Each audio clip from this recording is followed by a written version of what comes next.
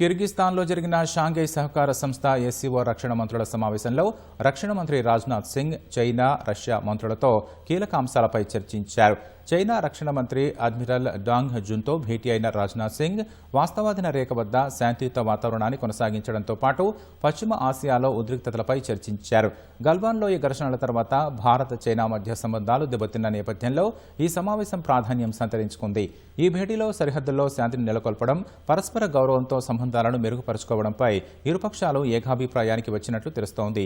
2024 అక్టోబర్లో డెప్సాంగ్, డెమ్చోక్ ప్రాంతాల్లో బలగాల ఉపసంహరణ తర్వాత జరిగిన ఈ భేటీ ద్వైపాక్షిక సంబంధాల పునరుద్ధరణకు దోహదపడుతుందని రక్షణ శాఖ వెల్లడించింది.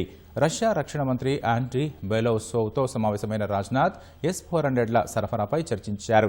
5 యూనిట్ల కోసం జరిగిన ఒప్పందంలో భాగంగా ఇప్పటికే 3 భారత్కు అందగా 4వ యూనిట్ కొన్ని రోజుల్లో రానుంది.